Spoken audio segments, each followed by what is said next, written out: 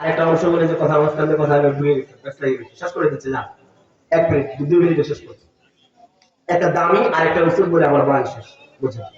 দেখেন, সহিহ মুসলিমের মুকাদ্দিমার প্রথমে আব্দুল্লাহ বিন সিরিন মুহাম্মদ বিন সিরিন রাহমাতুল্লাহ আলাইহি কওল আছে, তিনি বলেছেন ইন্না হাদাল ইলমা দীনুন ফানজুরু আম্মান তাখুযুনা দীনাকুম।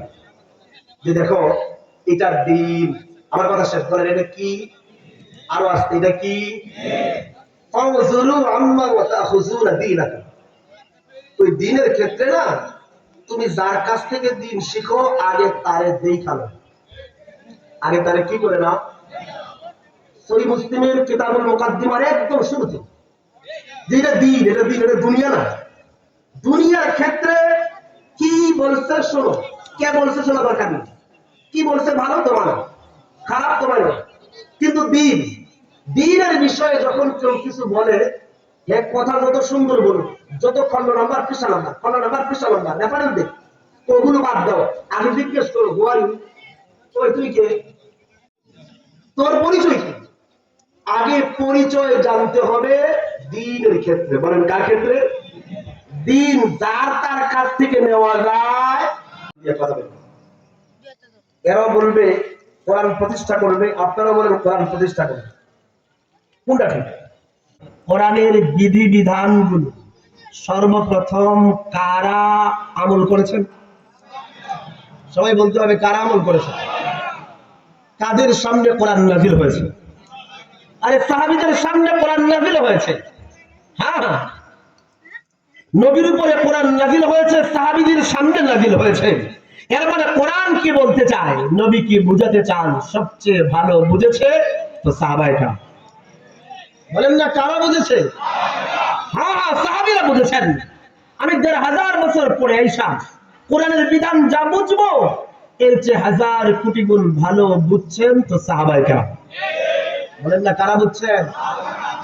আচ্ছা, একটা কঠিন একটা প্রশ্ন করি, দেখি আমি উত্তর পাই কিনা। বুঝলে বলবেন, না বুঝলে বলা দরকার নেই, বুঝে বলে বুঝে বলে।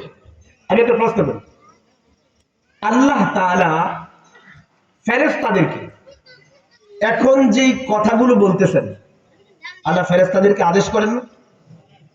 আল্লাহ এখন যে আদেশটা করলেন বা করবেন বা করেছেন, আল্লাহর ওই আদেশ বা আল্লাহর ওই কথা আমাদের কাছে কি কোরআন শরীফ?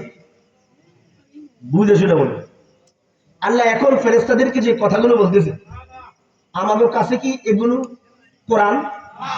বুঝে বলে, এগুলো আল্লাহর কথা আমাদের কাছে? আমরা জানি না, বুঝতে পারতেছি। আচ্ছা, আমাদের কাছে কোরআন কোনটা? যেটা নবী বলেছেন, বুঝতে পারি না। এই জোরে বলেন না, কোরআন কোনটা আমাদের কাছে? যেটা নবী বলছেন, নবী জবান নাড়ায় বলছেন ক্বালাল্লাহু তাআলা, আল্লাহ বলছেন। নবী যেটাকে আল্লাহ বলেছেন বলে আমাদেরকে জানাইছেন, শুধুমাত্র সেইটা আমাদের কাছে কোরআন। আমি কি বুঝতে পারছি? এর মানে আমাদের কাছে কোরআনের স্বীকৃতি শুধুমাত্র ওই সমস্ত কথা যেগুলো নিজের জবান নাড়িয়ে নবী বলেছেন যে এটা আল্লাহর কথা। এর মানে আমরা সহজ ভাষায় শিখলাম, আল্লাহর কথা আমাদের কাছে, আল্লাহর কথার স্বীকৃতি পেতে হলে নবীর জবান নড়তে হবে।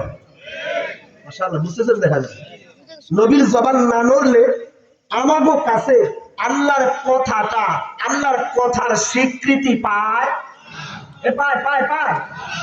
এর মানে আল্লাহর কালামটা কোরআনে জায়গা পেতে হলে, আল্লাহর কালামটা, কালামের স্বীকৃতি পেতে হলে নবীর জবান নড়তে হবে। নবী না বললে, আরেক শব্দ বলি, নবী না বললে কোরআন কোরআন হয়। বুঝে বলতেছেন না? আমাদের নবী না বললে আল্লাহর কোরআনটা কোরআন হয়।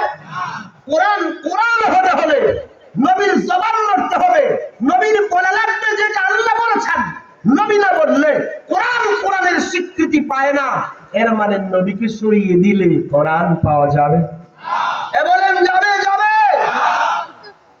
নবীকে মিথ্যুক বললে নাউযুবিল্লাহ কোরআন সত্য থাকবে?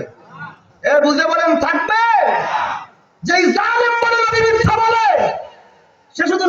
দুশ্মন নয়, সে কোরআনের দুশ্মন। কারণ নবী বলেছেন বলেই তো কোরআন কোরআন হয়েছে। তো নবীকে মিথ্যুক বললে নাউযুবিল্লাহ কোরআন তো মিথ্যা হয়ে যায়। এর মানে যে ব্যক্তি নবীর দুশ্মন সে কোরআনের দুশ্মন, যে কোরআনের দুশ্মন সে আল্লাহর দুশ্মন।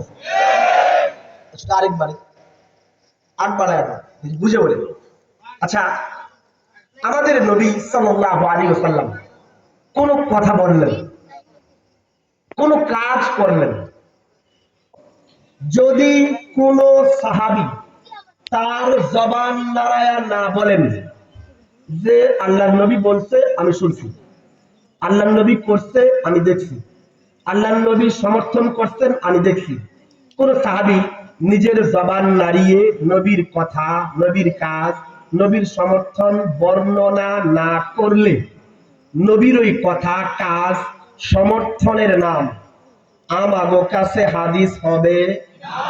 মাশাআল্লাহ, বুঝলেন তো? দেখেন, হবে হবে হবে। আমাগো কাছে হাদিস কোনটা? যেটা সাহাবী বলেছেন। বুঝাইতে পারি না। আরে কে বলেছেন? কে বলেছেন? সাহাবী যদি তার জবান নাড়ায় বলে আরে নবী বলেছেন আমি শুনেছি, নবী করেছেন আমি দেখেছি, নবী করেছেন আমি অবলোকন করেছি, এর মানে নবীর কথা, নবীর কাজ, নবীর সমর্থন, হাদিসের স্বীকৃতি পেতে হলে সাহাবীর জবান নড়তে হবে। মাশাআল্লাহ, বুঝতে পারছি না? এর মানে হাদিসের স্বীকৃতি পেতে হলে সাহাবীর জবান নড়তে হবে। সাহাবী না বললে হাদিস হাদিস হয়